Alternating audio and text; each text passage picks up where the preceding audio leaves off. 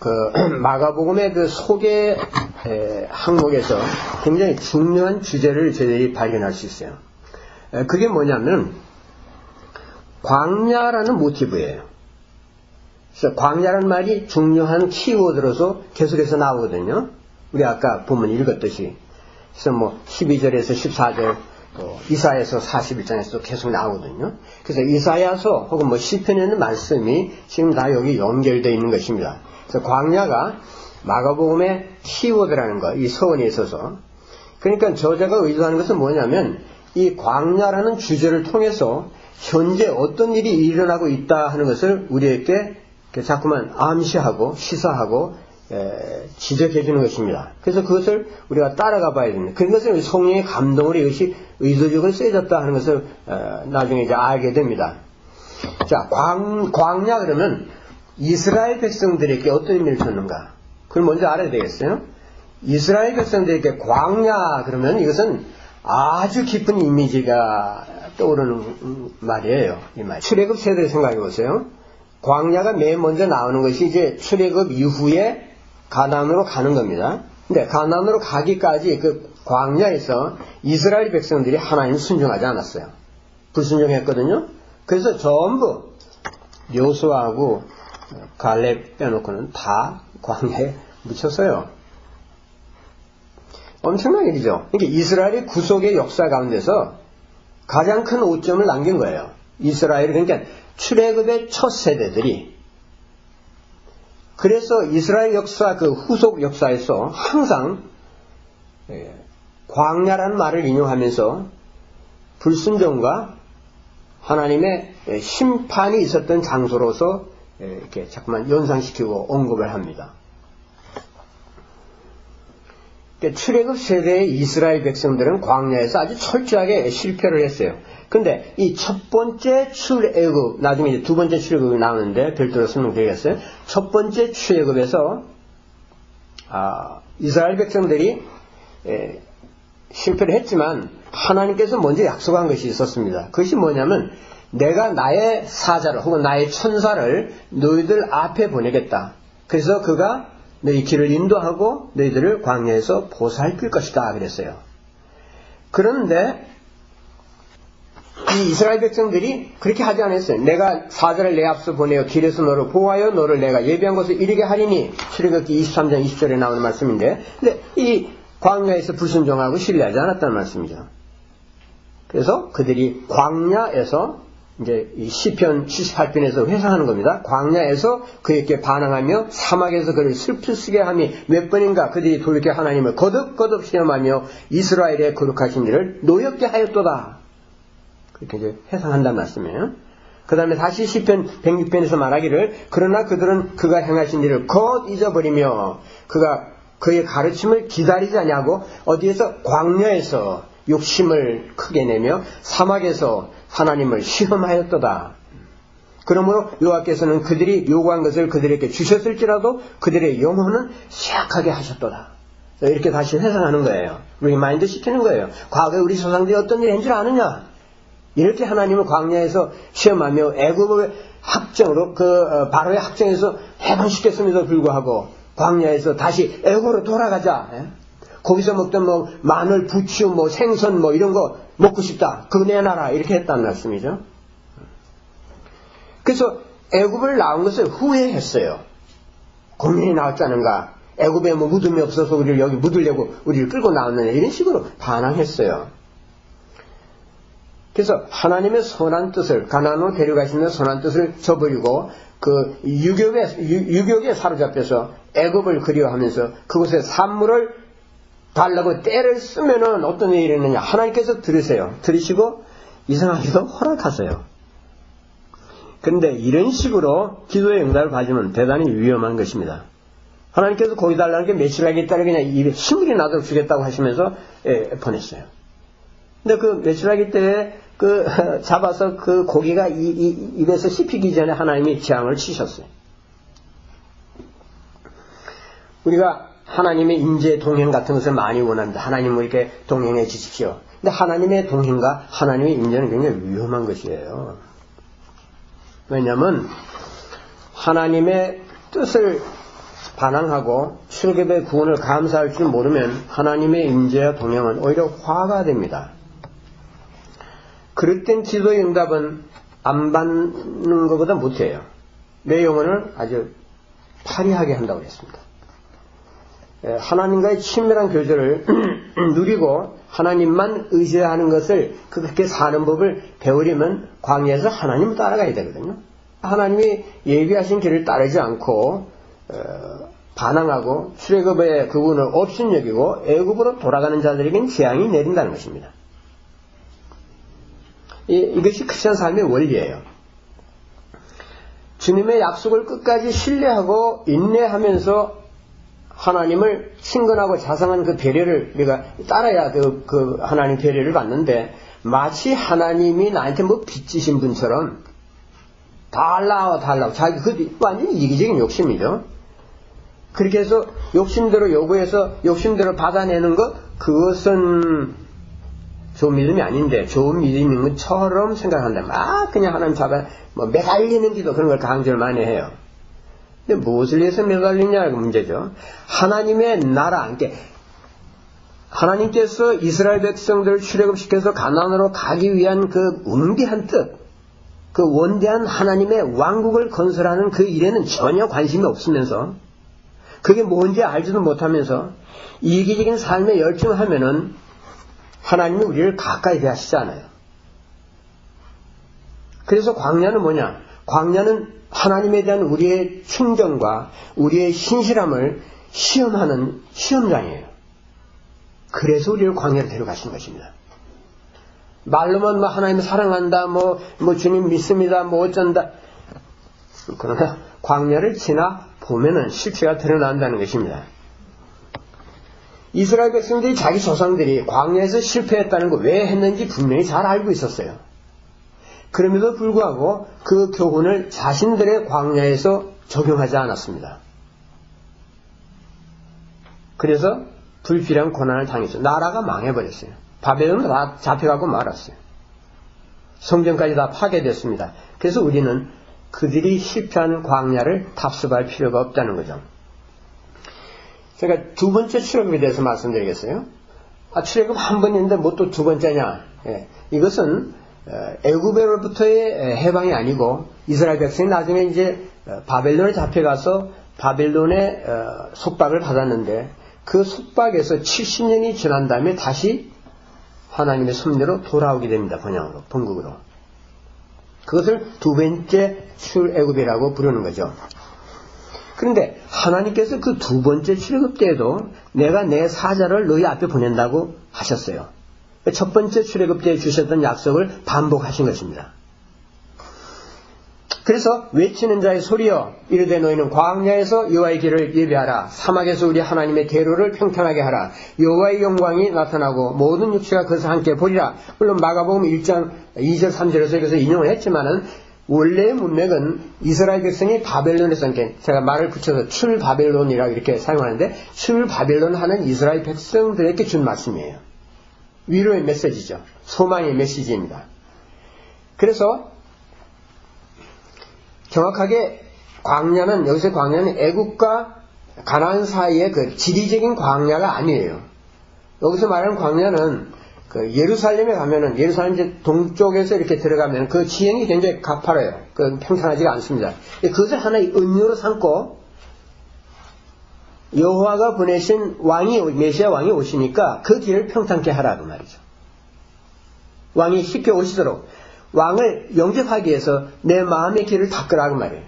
닫힌 문을 열고 구부러진 마음을 펴고 메시아가 오실 그 길을 닦으라. 예루살렘으로 오시는 왕을 맞을 준비를 하기 위해서 길을 평탄하게 하라 그랬던 거예요. 그게 광야라 이거죠. 이렇게 광야라는 것은 반드시 지리적인 것만 얘기하는 것이 아닙니다. 그래서 바로 이 마가라는 저자가 이사야서의 이 본문을 세례 요한의 사역에다가 재적용한 거예요. 광야는 단순히 지리적인 것이 아니고 불신과 우상 숭배로 하나님의 심판을 받은 이스라엘 백성들의 모습이기도 합니다. 제가 본문을 읽어보면 이사야서 64장에 이런 말씀 있죠. 주의 거룩한 성읍들이 광야가 되었으며 시온이 광야가 시온은 예루살렘을 가리킵니다. 시온이 광야가 되었으며 예루살렘이 황폐하였나이다. 거룩하고 아름다운 성전이 불에 탔으며 우리가 즐거워하던 것이 다 황폐하였나이다. 다 광야가 됐다 그 말이죠. 그래서 이스라엘 땅이 바빌론의 공격에서 아주 황무지가 됐고 예루살렘 성도 완전히 파괴가 됐고 백성들이 다 포로로 잡혀갔어요. 그래서 바로 그들이 이스라엘 백성들이 광야와 같이 됐다. 그래서 이스라엘 민족이 이제 끝이 난 것 같았어요. 근데 그럼에도 불구하고 하나님께서는 그들의 불순종과 불신과 우상숭배를 용서하셨어요. 이스라엘 백성에게 광야는 심판의 장소입니다. 광야는 우상숭배의 장소였어요. 그렇지만 광야는 또한 하나님의 자비가 부어지는 은혜의 장소예요.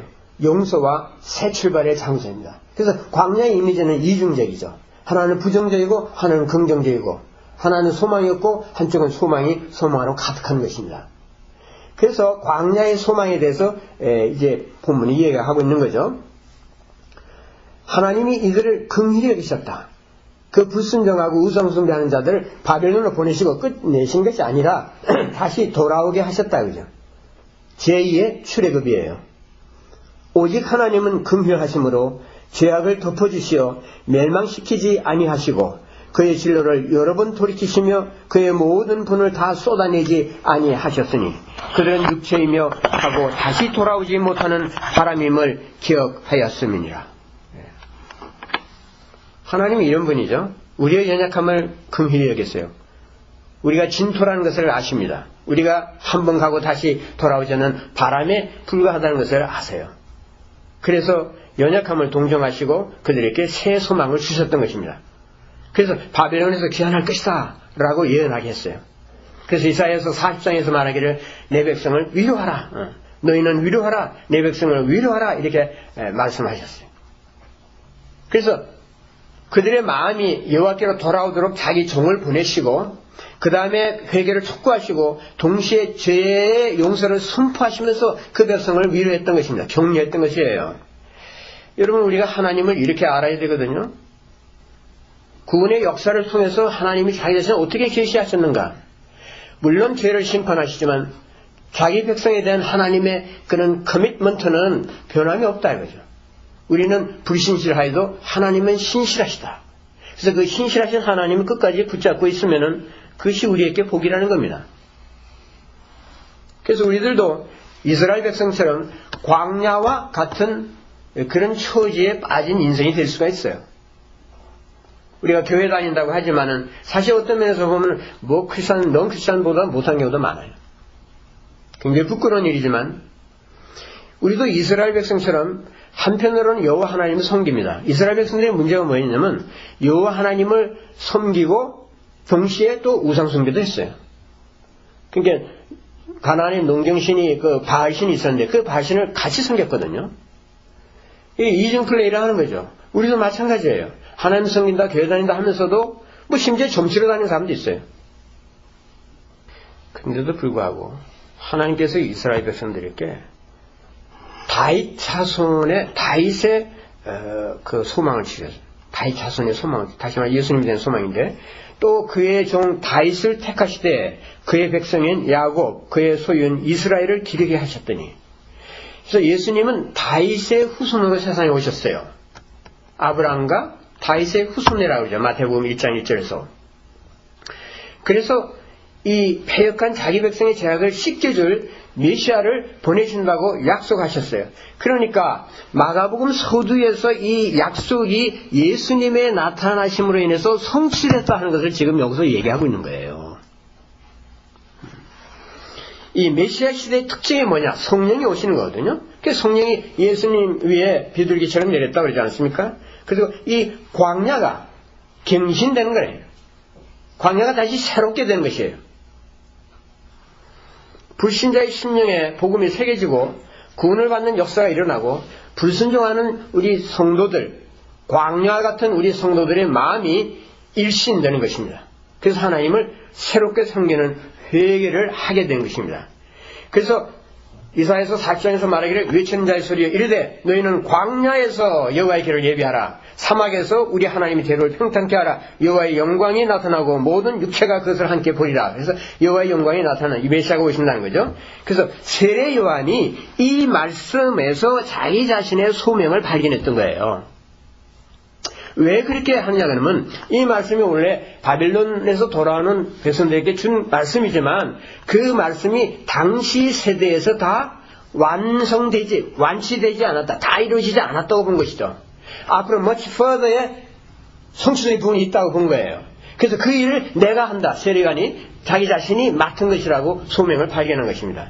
그러니까 바빌론 포로에서 귀환하는 것으로서 이 말씀이 완전히 성취되지 않았다고 파악을 했기 때문이죠.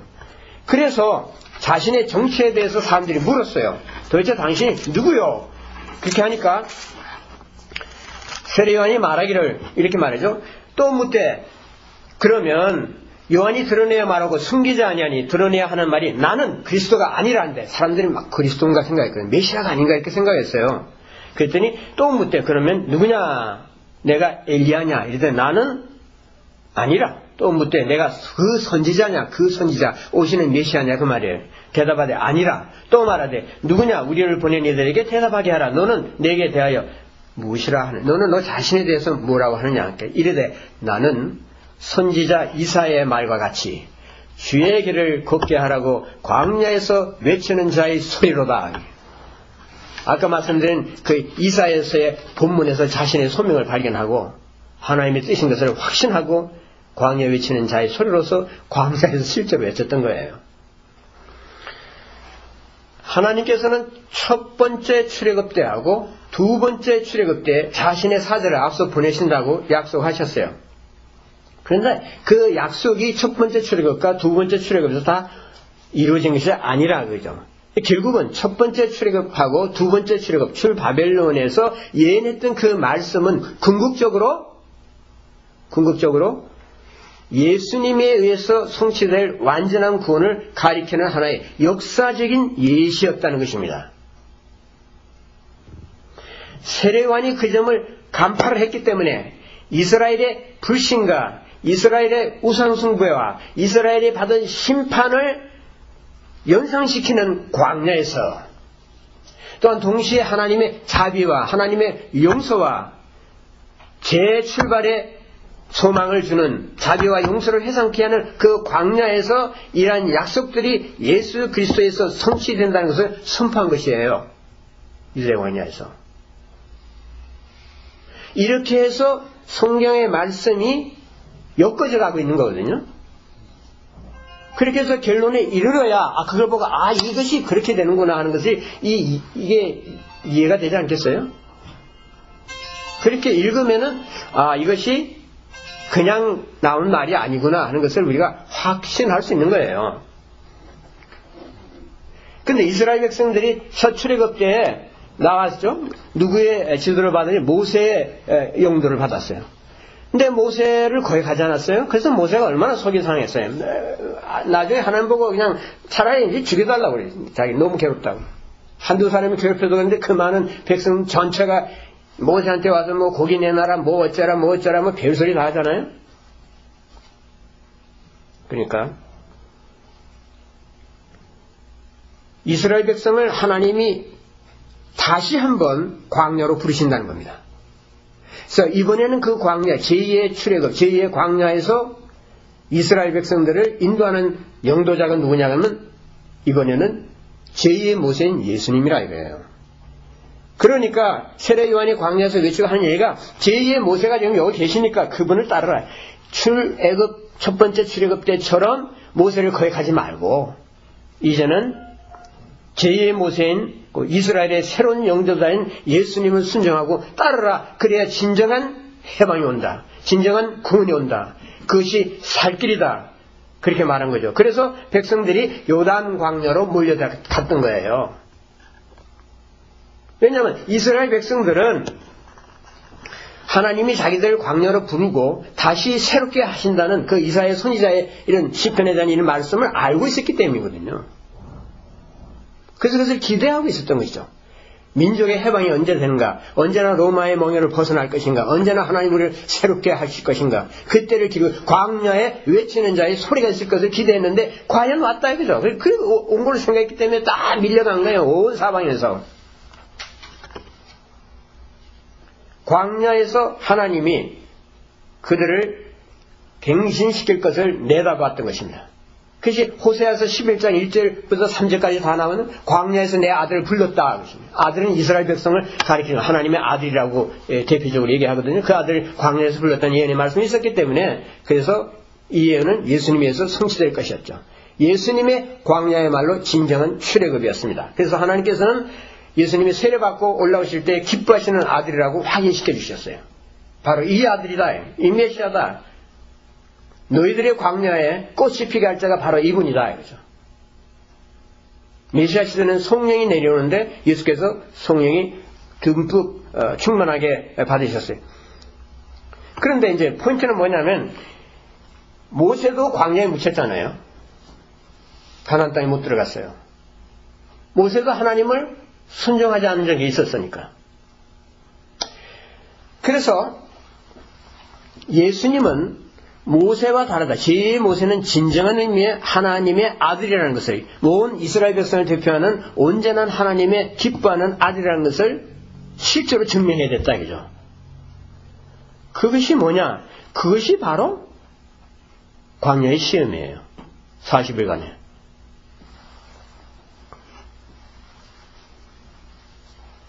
그러니까 첫 출애굽하고 두 번째 출애굽은 예수님을 통해서 성취될 영원하고 완전한 구원의 그림이었는데, 역사적인 그림이었는데 그것이 지금 현재 실현되고 있다. 실현되고 있는데 예수의 삶을 통해서 되고 있다. 그 예수의 삶을 그럼 추적해봐라. 따라가봐라. 어떤 일이 일어났는가.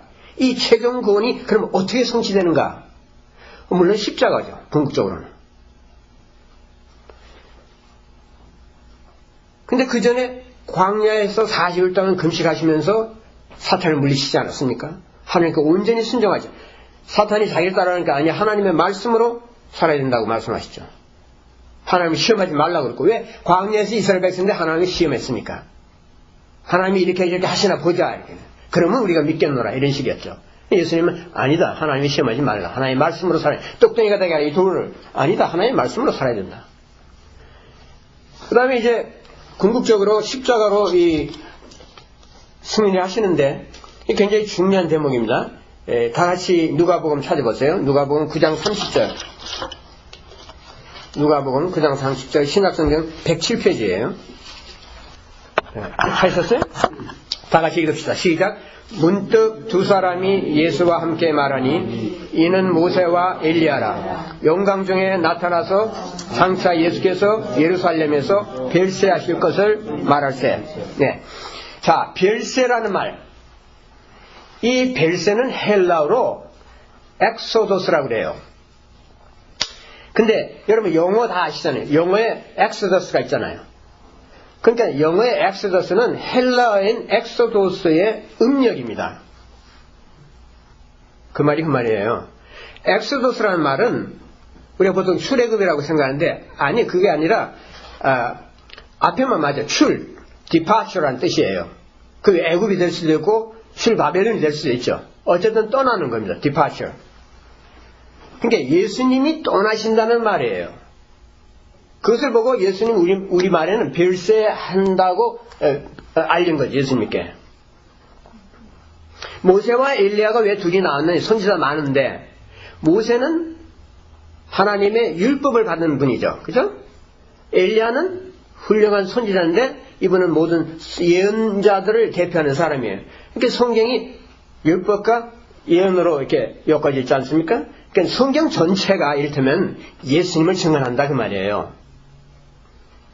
그래서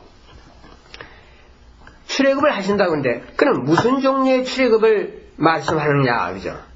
예수님은 어떻게 떠나신다는 건가? 그것은 예루살렘에서 십자가에 못 박히시고 부활하시고 하나님 우편 보좌에 좌정하기 위해서 승천하시는 거죠. 그것이 예수님의 별세예요. 다시 말해서 첫 번째 출애굽과 두 번째 바벨론이 바라보았던 목표가 예수님의 십자가 대속 사건과 그에 따르는 부활 승천에 의해서 온전하게 성취된다는 말입니다. 그러니까 모세와 엘리야가 변화산에 나타나서 예수께 이 대구원의 때가 왔습니다 하고 알린 거예요. 그러니까 이 예수님의 출애굽을 문자대로 엑소도스라고 그런다. 그죠? 한마디로 예수님의 십자가 죽으심이 죄인들을 하나님께로 인도하는 악과 사탄과 죽음의 장소에서 끌어내서 하나님께로 인도하는 길이라 그 말이죠. 세례 요한이 광야에 외치는 자의 소리라고 자처하면서 광야의 선지자로서 나타났을 때 어떤 일이 났습니까? 많은 무리가 몰려갔어요. 이스라엘 백성은 자기 조상들이 광야에서 하나님을 불순종하다가 재앙을 당하고 광야에서 또한 하나님의 영광이 나타났고 광야에서 그들에게 새로운 소망을 주셨다는 것을 잘 알고 있었어요. 그리고 광야에서 하나님께서 광야에서 자기 백성을 다시 부를 것을 고대하면서 살았던 것입니다. 광야는 하나님의 징계와 심판이 내린 곳이지만 거의 다 묻혔으니까요. 또 불뱀들이 나타나게 하셔가지고 그냥 다 물려 죽게 하고 하시지 않았어요? 하나님의 소망의 약속이 피어난 것이기도 하다 이 말이죠. 하나님이 자비하셔서 그 백성들에게 그 아주 그냥 멸종을 시키지 않고 소망의 메시지를 주셨다. 다시 회복되는 광야의 회복에 대한 예언을 기억하면서 모두 세례 요한이 나타난 광야로 갔던 거예요. 그냥 인기 있는 어떤 예언자가 나타나서 그걸로 간 것이 아니죠. 그래서 구약에서 이미 말하기를 나 여호와가 시온의 모든 황폐한 곳들을 위로하여 그 사막을 에덴 같게 그 광야를 여호와의 동산 같게 하셨나니 그 가운데 기뻐함과 즐거워함과 감사함과 창화하는 소리가 있으리라. 이사야서 51장 3절이거든요. 그래서 걸벗은 강에 산에다가 강을 내시고 골짜기 가운데서 샘물이 솟게 하시고 거기 살림이 우거지게 하시고 꽃이 피게 하신다고. 광야는 백향목, 시딘 나무, 화석류, 돌 감람나무를 심고 사막에는 잣나무와 소나무와 황약목을 함께 두리니 작은 그 당시 있던 나무라는 나무 다 끌어다가 거기다 그렇게 표현을 한 거예요. 광야가 변해서 살림이 우거진 것이 되고 시내가 흐르고 온갖 꽃들이 만발하고 온갖 새들이 지저귀는 에덴 동산과 같이 된다. 그렇게 회복이 된다는 겁니다. 여러분, 하나님께서도 우리들에게 동일한 약속을 주셨어요. 이 약속이 다 우리들을 위한 것입니다. 마가복음의 서론이 우리들을 위한 것이에요. 이 신약 성경입니다. 우리들의 광야도 하나님이 기뻐하시는 에덴 동산이 될 수 있다. 그죠? 예수 그리스도를 보내주셨어요. 그분은 우리가 주님으로 믿고 우리의 삶을 넘겨드리면 비록 우리가 광야에서 실패했다 할지라도 우리가 크리스천으로 살다가 여러 면에서 우상숭배도 하고 딴 데 가서 딴짓 하기도 하고 넘어지기도 하고 그렇게 했다 할지라도 혹은 내가 아직까지 하나님을 알지 못하고 살았다 하더라도 그것도 광야죠. 모든 죄를 용서받고 하나님의 자녀가 되는 것입니다. 그래서 그분으로부터 넘치게 생명수를 받고 또 그분이 주시는 부활 생명을 내가 받아서 과거에 알지 못하던 새 삶을 살게 되고 삶에 새로운 동기부여가 생기고 윤기가 나고 생동하게 되고 구원의 기쁨 가운데서 내가 인생을 담대하게 살 수 있어요. 그래서 출애굽의 진정한 자유와 새 생명의 삶을 누리게 된다는 것입니다. 영적으로 무기력한 내 영혼이 깨어나고 해방되고 광야처럼 황폐한 심령에 하나님의 임재의 온기가 흐르고 아름다운 꽃들이 만발하게 되는 것을 실제로 체험하게 되는 삶이 여기 있다 이거죠. 예수께서 오셨으니까 우리가 과거의 교회의 여러 가지 문제 때문에 골치 아프고 마음 상하고 상처받고 하는 그런 것들 그런 광야가 다 치유될 수 있다. 그러니까 예수를 바라보라. 광야에 외치는 세례 요한의 음성을 듣고 예수를 따라가라. 그러면 그 예수께서 우리를 인도하실 것이다. 하나님 먼저 보내신 분, 우리를 인도하고 지도하고 우리의 삶이 풍성되게 하기 위해서, 우리의 삶을 회복시키기 위해서, 회생시키기 위해서, 갱신시키기 위해서 보낸 그분이 바로 하나님 아들이신 예수 그리스도라 이거죠. 그래서 1절에 말하기를 하나님의 아들 예수 그리스도 복음의 시작이라고 하는 거예요. 그 복음을 우리가 배워야 되겠다는 거죠. 그 복음을 믿어야 되고 그 복음 안에서 우리가 사는 길이 있다는 것입니다. 성경은 그냥 쓴 책이 아니에요. 우리가 이것을 잘 강의하고 잘 깨달으면 이것이 우리에게 축복이 됩니다. 그와 같은 구원의 축복이 우리 모두에게 임하기를 바랍니다.